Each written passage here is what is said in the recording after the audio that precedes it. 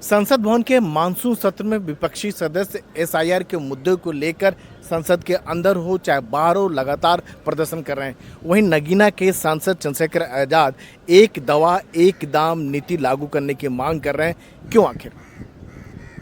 हम एसआईआर पे भी अपना विरोध दर्ज करा रहे हैं।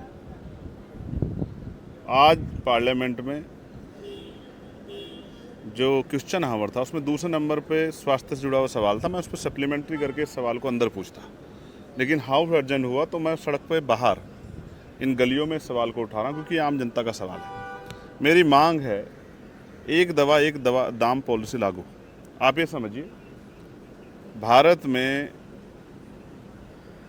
दवाई कंपनियों को फ़ायदा पहुंचाने के लिए एक कंपनी जिस दवाई की जो है कीमत 5 रुपये रखती है, दूसरी उसकी कीमत जो है 10 रुपये रखती है, तीसरी 40 रुपये रखती है। हर कंपनी अलग अलग एक ही कोई 100 रुपये रखती है, कोई 200 रुपये रखती है। जो दवा कैंसर जैसी बीमारी की जो दवा है जो 100-200 रुपये की कोई कंपनी देती है, वही 1000-2000 रुपये की मिलती है। ये एक बहुत बड़ा फ्रॉड है। मैं चंद्रशेखर आजाद, मैं लोकसभा का सांसद हूँ। मुझे जो इलाज है मेरी वो CGHS के जरिए हो जाता है। सेंट्रल की जो स्कीम है मेरे पास उसका कार्ड है, लेकिन क्या आम आदमी को इस इलाज का फ़ायदा मिल पा रहा है? आप ये महसूस कीजिए, वही दवा 100 रुपये की, वही दवा 500 रुपये की, वही दवा 1000 रुपये की, कोई कैप क्यों नहीं है? ऐसा क्यों हो रहा है? भारत में वर्तमान की सरकार वन नेशन वन इलेक्शन की बात करती है, एक देश एक झंडे की बात करती है, एक देश एक संविधान की बात करती है, तो एक देश में दवाओं के दाम एक क्यों नहीं है? कोई ऐसी कैप क्यों नहीं की? मैं ये नहीं कह रहा कि दवा कंपनी को मुनाफा ना दो, बिल्कुल दो, उनका भी अधिकार बैठता, लेकिन मुनाफे के नाम पे 200% दवाइयों के दाम बढ़ा के। लेकिन ऐसा क्यों हो रहा है? ये आज से नहीं तो बहुत पहले से है। अब इसका जवाब तो सरकार को देना है। मैं तो सरकार से सवाल कर रहा हूँ कि ऐसा क्यों है, क्योंकि मैं तो महसूस कर रहा हूँ जिस भी डॉक्टर के पास आ जाओगे, सरकारी और प्राइवेट, वो एक दवाई लिख देगा और वो सरकारी हॉस्पिटल वाले तो बाहर से लिख देंगे, मेडिकल से जाके लीजिए, उसके दाम आसमान छू रहे हैं। वही दवा दूसरी उसी साल्ट की दवा जो है दूसरी कंपनी के आपको उससे आधे से भी आधे दाम में मिल जाएगी। तो ये जो इस तरह से गरीबों के साथ अन्याय हो रहा है, ये गलत है। इसलिए हमारी मांग है कि एक दवा एक दाम नीति लागू हो। कोई लगता है कि रूल और रेगुलेशन अभी नहीं है दवाओं नहीं है, मैं तो खुद देख रहा हूँ। आप कहो तो मैं आपको एग्जांपल कराता हूँ, मेरे साथ चलिए आप मेडिकल स्टोर पे।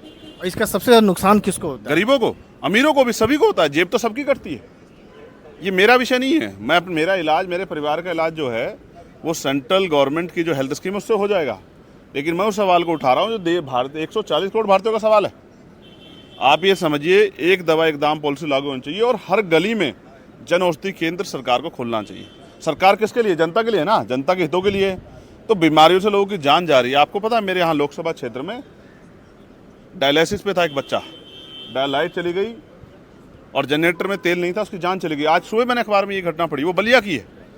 क्यों? लोगों की जिंदगी मायने नहीं रखती है क्या? आपको लगता है कि सरकार नेताओं की जिंदगी मायने रखती है, अधिकारियों की जिंदगी मायने रखती है, तो क्या जनता की जिंदगी मायने रखती है? हर एक आदमी कीमती है अपने परिवार के लिए। आपको लगता है कि सरकार को प्राथमिकता के साथ इस पर अमल करना चाहिए जो आप लेके आए, एक दवा एक दाम? अगर मेरी मांग गलत हो तो सरकार मुझे बता दे, और अगर मेरी मांग हो तो सरकार को सबसे पहले, क्योंकि बहुमत में, इसको बिल ला के लागू करना चाहिए। और लागू करेगी तो इससे जनता का फायदा होगा, इससे सरकार का ही फायदा होगा। तो क्या इसके लिए क्या आप लोग प्राइवेट मेंबर बिल लेकर आएंगे या सब बात हाउस चलेगा? प्राइवेट मेंबर बिल भी लेके आएंगे, इसके लिए आवाज भी उठाएंगे, तमाम तरह से अपना विरोध भी दर्ज कराएंगे, और सरकार नहीं करेगी तो जब हमें अवसर मिलेगा हम करेंगे। तो ये थे चंद्रशेखर आजाद, जिनका ये कहना है कि फिलहाल आम गरीबों के लिए, हित के लिए ज़रूरी है कि सरकार जो है एक दवा एक दाम की नीति लागू करे। संसद भवन से राजीव रंजन, NDTV इंडिया।